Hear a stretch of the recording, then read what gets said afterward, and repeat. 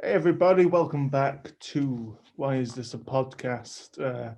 I'm your host, Kerean Watts. Before we get underway, I'm sure the eagle-eyed among you will have noticed at this point, I'm not in my usual set. That's because my home office where I usually record these, some work is being done. So I've migrated into my grandparents' living room. I promise that I've got full permission to be here. Um, and it's nice to have a change of scenery. It's been a hell of a year in the sense that this year has been hell. But we do have some hope on the horizon with the first vaccines being administered, with countries um, launching or planning at the very least their mass vaccination campaigns. And it is a sign of hope. And whether we get back to normal in a month or so, a few months or so, even by this time next year, it's a tribute to the resilience, the genius, and the dedication of our medical researchers, our scientists, that we have a COVID-19 vaccine. Well, not just a COVID-19 vaccine, but so many promising candidates. And that's what's going to take us out of this. And I'm not referring just to the vaccine, I'm referring to the researchers and their dedication, the scientists, and of course the health workers, and their incredible determination to provide care to all who need it in these most challenging of circumstances. In the last few months, I don't know if you're aware, but the media kept it very quiet. But the United States had an election of some sort. I'm not quite sure what they were electing for. I think it was the presidency. And Donald John Trump was defeated by Joseph Robinette Biden Jr. Joseph Robinette Biden Jr. is now the president-elect, scheduled on January 20th, 2021, to replace the president inept. And I, for one, couldn't be happier. Many people will disagree with me, but there's going to be a transition of leadership. I'm recording this episode the day after the Electoral College met and effectively certified that Joe Biden will, on January 20th next year, become the 46th president of the United States. On that day as well, Kamala Harris will become the first female vice president, the first black vice president, and the first Asian American vice president. On that day, there will be new leadership. And I wanted to get an American perspective on this, of course, but I wanted to get one from, through, I should say, the prism of public health, which is why I'm so delighted to welcome back to Why Is This a Podcast, the managing partner for global health at Fin Partners. Please welcome my friend and yours, Mr. Gil Bashe. Gil, welcome Very back. so Good to see you so again. good to see you. So good to see you, and from a new background, of course. Very festive for the holiday, and Yeah. I always enjoy tremendously your candor in setting up these conversations, and but also the point that you always have when we get together, which is the importance of people's health in a nation or actually our nations, our planet, because I'm very aware that when we're dealing in this environment of COVID-19, a virus that doesn't respect political parties or national borders. Actually, when we're dealing with public health, we're dealing with the well-being of people around our world. If people in the United Kingdom, where you're guiding this conversation from, have access to care and vaccination, but people in another part of the world do not. Actually, it is not unlike measles or other infectious diseases. We're all at risk. So I think it's important as we look at the political change of events, we also remember that while people may have voted this way or that way, I hope everybody will step back and understand dealing with public health, we're dealing with everybody's health. I mean, yeah, and exactly, and you hit on the point there, in that it's not political health, it's public. It's public health and it's global health. You know, it's not. This is how, look, politics really have a huge influence on policy, perspective and policy. A political leader's perspective guides a nation's policies. And we have to step back and reflect. You know, this nation, the United States, has gone through a terse and tense time on both the political process, the elections, the post-election drama, leading up, as you mentioned yesterday, until the Electoral College met and reconfirmed that President-elect Biden is in fact the president-elect. That question has been resolved by the Electoral College. And now this nation needs to sort of like take a deep breath and a pause and breathe in and out a few times and begin to move away from the rhetoric and start to look at a bipartisan or a broader, a larger perspective of what's happening in public health, certainly in the United States, but I'm going to say in the post-COVID-19 world, economy, health environment, what are we going to be looking toward? How do we begin to mobilize ourselves as a global community to address people's needs? Let me pause for a second and answer any question you have. I have some thoughts I do want to share with our listeners today, because I think they're so pressing that I think they will guide our perspective and hopefully policies in the months and years to come. What I will say to you, Gil, is that whenever we have an interview, I never ever write a written questionnaire, because you and I think we just play off each other very well.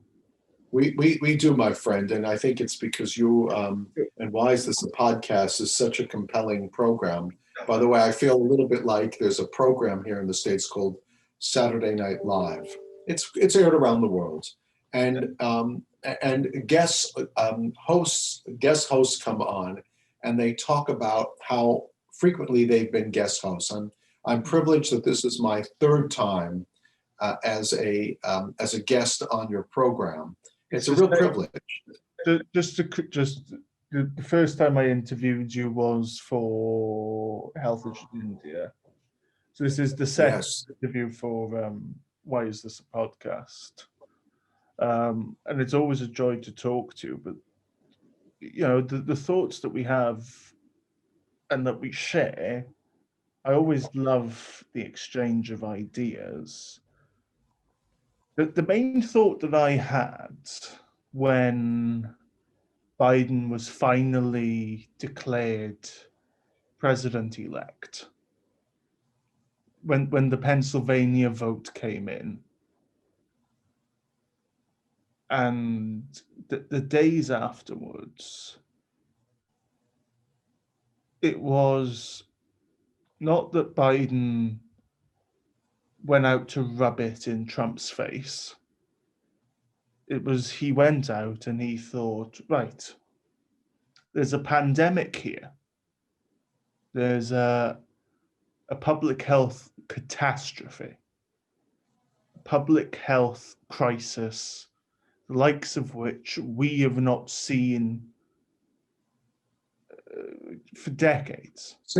Probably since 1918, the Spanish flu of 1918. Yeah, But also, let me but it, bring back a it time almost, of my childhood, but it was, the polio epidemic when I was a small child. The height of it precedes me, but I'm born and was one of the children on the long, windy lines in front of public schools in the United States, waiting to come in, where nurses in, at that time, white attire were giving us sugar cubes with the Sabin vaccine. The salt vaccine was an injection, Sabin vaccine was the sugar cube. And so I remember this well, but I also remember things that we had a better public response to, Zika, Ebola, bird flu, things of this nature, SARS-1. So COVID-19 is a unique example of how political leadership has a very important public health role to play. And I think that hopefully we have learned as a globe, as a global community, whether it's your prime minister or our president, that public health starts at the top. A commitment to people's health and well-being starts at the top of the elite pyramid and fuses throughout the health and public social support systems. You and I may have all this information, but if the apparatus and the direction is not given to protect and nurture people's public health, we're all endangered.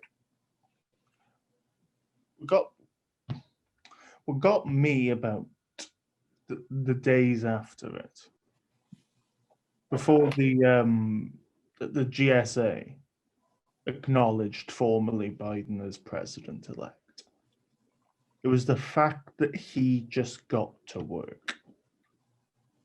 He was just, one of the first things he did was, right, here's my COVID-19 task force, here's what we're going to do.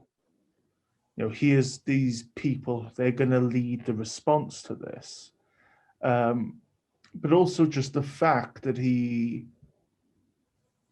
invoked in his response, his plan, and indeed during his candidacy, because Biden wasn't my choice, the Democratic nominee, he wasn't my choice at all, but he invoked empathy. And empathy, I think, in public health, it lacks so often in political leaders. I think it comes over either as trite and insincere, or it's absent entirely. Whereas with Biden, I do think there's a human component to his COVID-19 response that few other leaders, I think, could ever accomplish. The only person I think who has done anything similar would be Jacinda Ardern.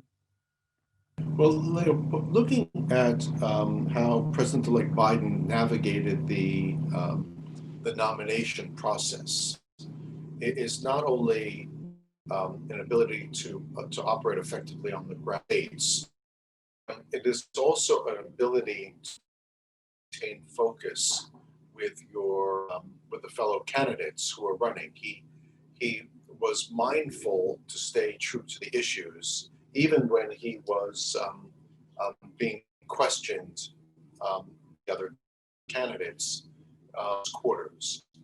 He exemplified of humility and thoughtfulness that has played out throughout that campaign. Now, let's apply that whole process to the public health situation we face of getting down, staying focused on the core messages, and understanding that we need to look at our political leaders, all leaders, of what they bring to the table for a period of time, and are they able to lead for the time that they're required to lead. I'm not going to talk specific to this one or that one, but I will say that when when we reflect on the now, on the here and now, we ourselves, here is a president-elect that has put together a COVID-19 task force. He's looking at people, he's putting people in roles, whether it's in HHS or in the Surgeon General role and other roles. He's putting people in roles that are that they're qualified for organizationally and clinically, which becomes a very important process. This country is actually facing not just the COVID crisis, hence the COVID-19 task force you mentioned. It's facing a series of crises that that result from COVID-19 that will lead to other health crises.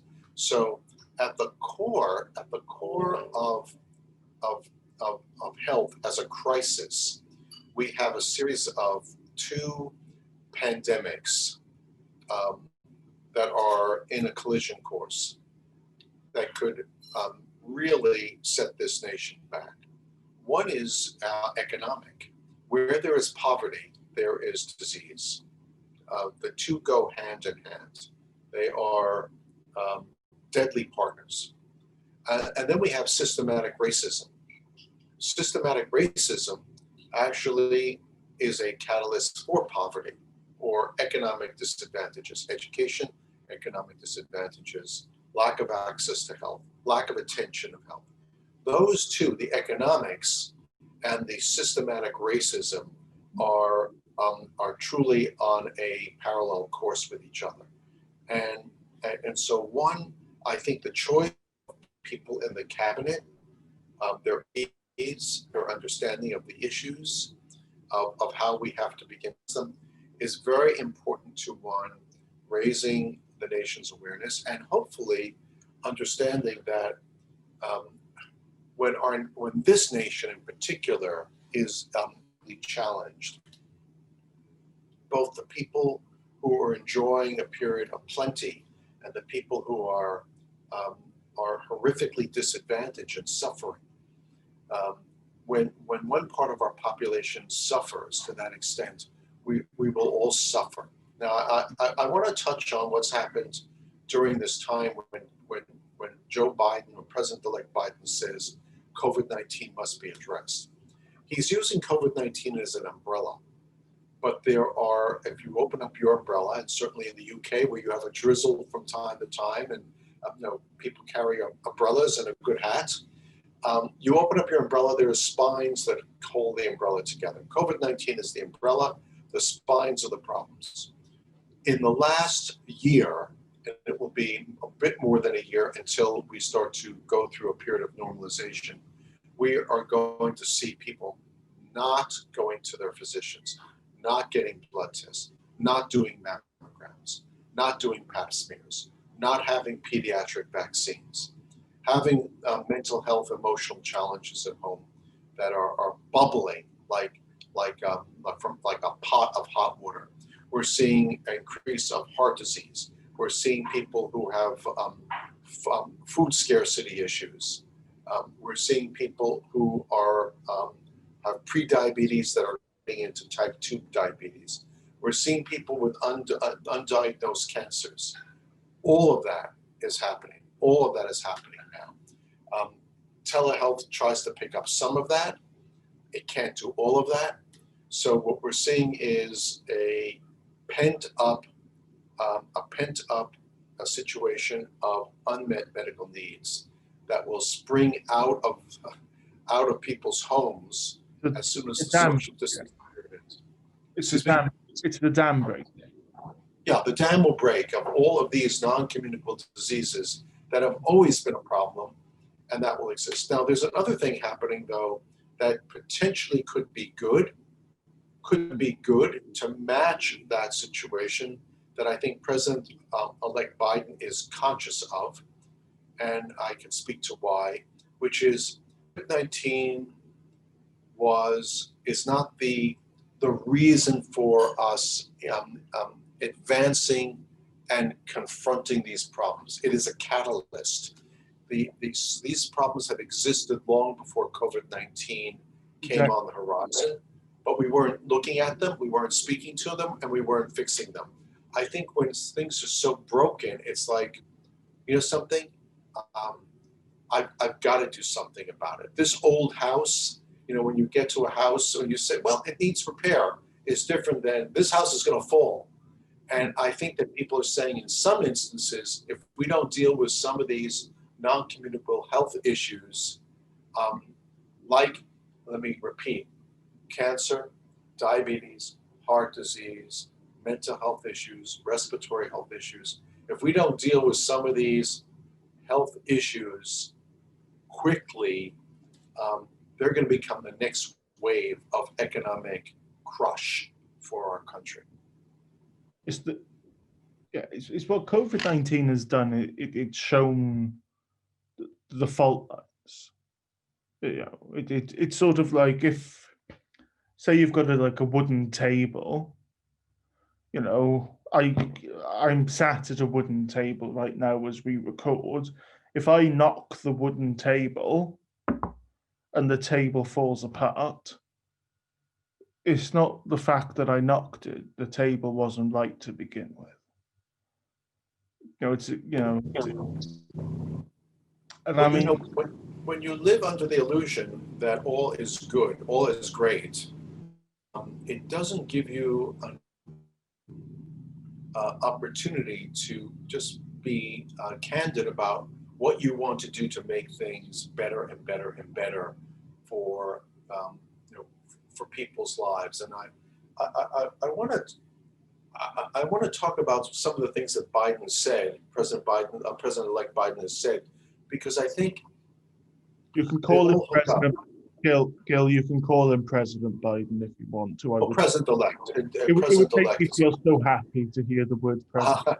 I always like to make you, Kerean. I always like to make you happy, but I also want to stay true, true to my belief that health transcends all politics.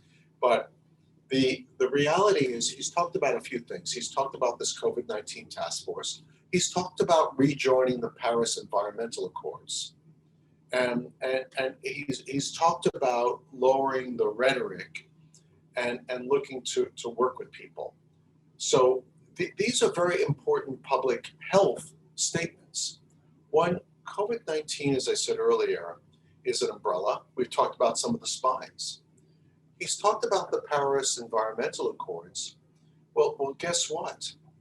When air quality is poor, people with non-communicable diseases, COPD, other very serious cardiovascular, respiratory related illnesses are accelerated, and people get sicker faster and more expensive faster. So obviously, thinking about the future of our air quality isn't just a nice thing to do or self-preservation. On the more immediate front, it deals with how do quality, water, soil, food quality, therefore, drinking water. How do we deal with basic fundamental issues that will impact China, India, the United States, Africa? This is critical. We're not talking about any longer. We're talking about some nations' ability to use their drinking water for cooking and for drinking and for taking medicines. Once our water supply is contaminated, those most at risk suffer the most. So that's an issue. So if you look at the core things he's talking about, they actually all feed into this public health priority that we've got to focus on right now. So, you know, I would say that public health is big business. I also want to say about getting our economy, our global economy, back on track. So the better we deal with COVID-19, I don't know about the UK, but I certainly know cities like London, Stockholm, Paris, New York, Singapore are all dependent upon tourism. Tourism drives economy. Tourism employs people. Employment gives people money to eat well. So when President-elect Biden is talking about COVID, there are a cascade of multiple issues that go on here that are important to us. Getting a vaccine out, getting testing out, digital health passports, innovation. This is all a cascade, a public health cascade to get our world back on track and together again. The thing that moves me about this pandemic, but I'll be very, very, very frank as well, it also frustrates me. That I found it deeply moving when we had the outpourings of celebration for health systems over the globe.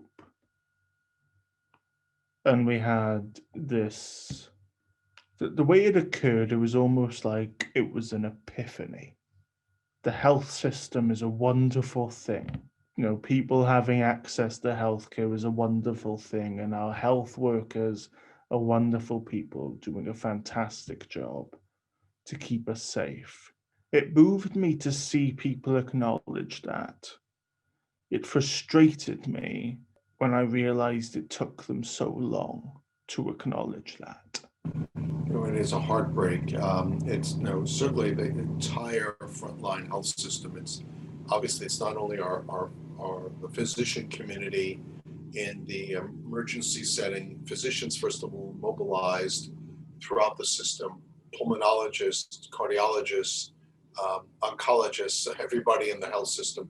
The nurses, both the ER nurses, but all the cascade of health professionals. But also keep in mind when you're coming in and being registered, all the administrators, the security guards, people who keep the system operating, electricians, pharmacists, all of this, everybody who walks into a health setting puts their lives at risk.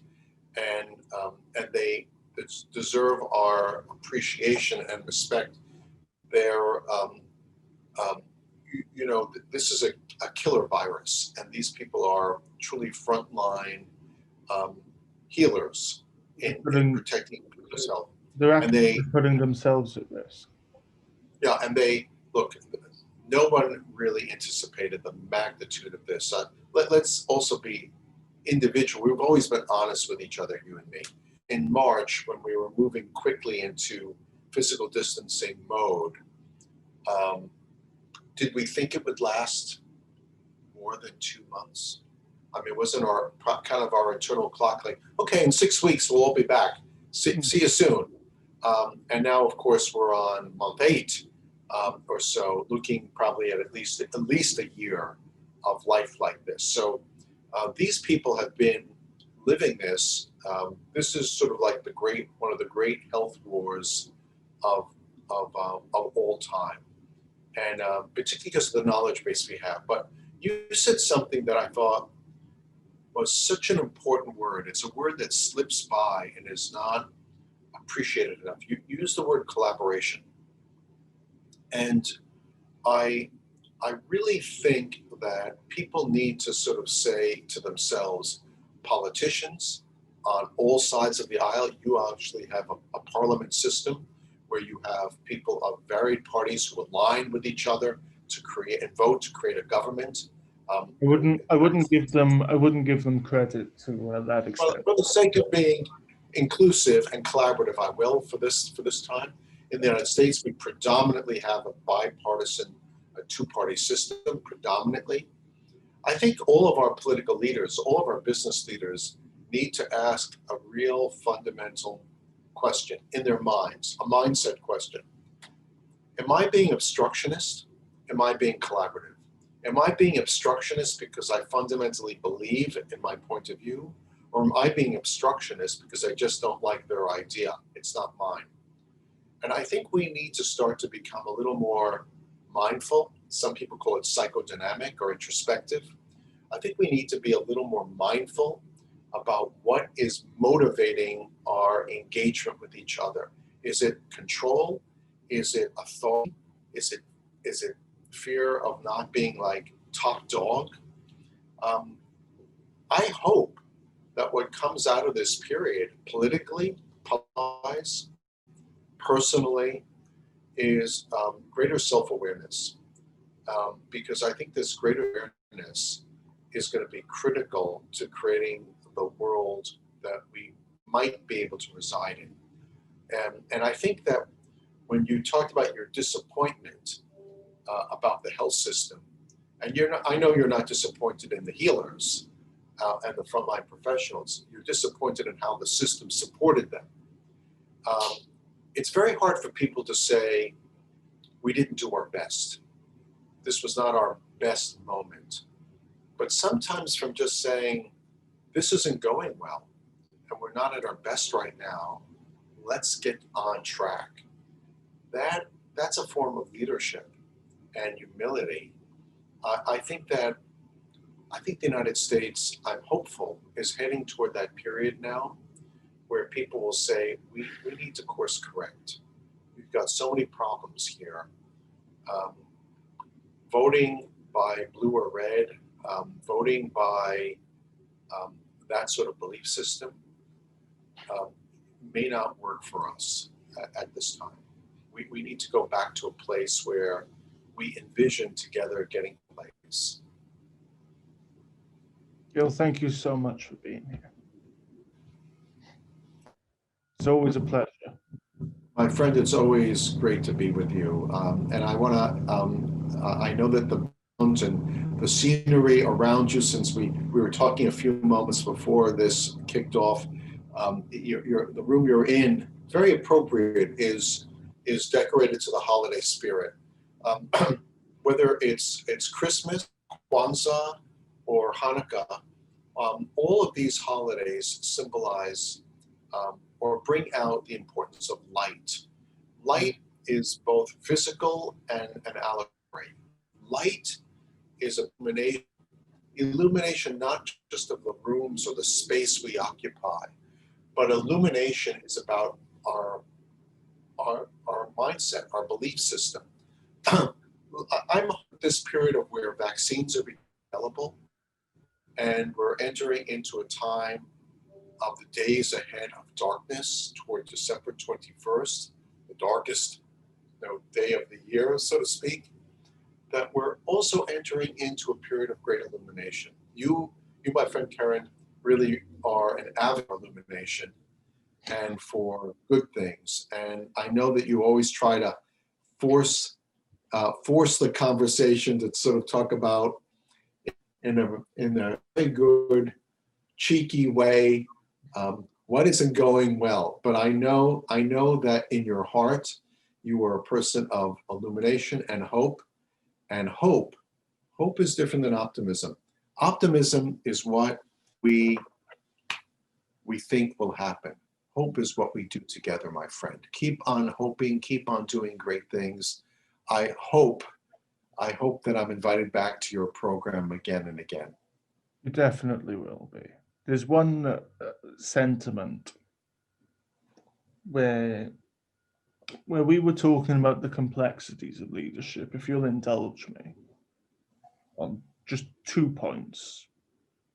The first point is, obviously we discussed President-elect Biden and Vice President-elect Harris, both of whom were named jointly the Time Person of the Year. Person of the Year is the health worker, the frontline worker, in any place, anywhere, in my heart. Now, I would say also that if I could add to that list of suitable Person of the Year, I think also Dr. Anthony Fauci. Oh, absolutely.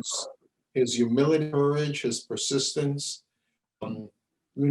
Here's a person, our conversation was about public health. And so I think that let's take our three choices collectively. Dr. Fauci, the frontline health worker, President-elect, Vice President-elect of the United States, Biden and Harris, and recognize that one stood his ground. One was in the trenches where we needed them the most. One will hopefully, those and our political leaders guide us into a better future. And let us hope that the year ahead, my friend, really brings good tidings to all of us in both of our, in all the nations around the world. I want to wish you and all others a wonderful, wonderful, wonderful year ahead. Thank you very much. My point about, before we finish up, my point about the complexities of leadership, it's a line from the West Wing. I'm Yes. likely paraphrasing, but it's some days there's an absolute right, some days there's an absolute wrong.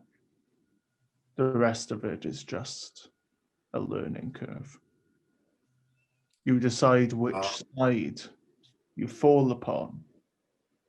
Yes. The challenge is, yes, that's a great point. The challenge is some people think that's absolutely right and some people think it's absolutely wrong. It's the challenge we face when people have self-determination, which is better than not, than being robots. So I will say, friend, you've got it right. We're all right. The challenge is to respect each other's. We can do that, then I think we embrace that so well defined, the learning together. Gil, always a pleasure. Thank you, my friend. I look forward to hearing this. It will be great. Thanks, Gil.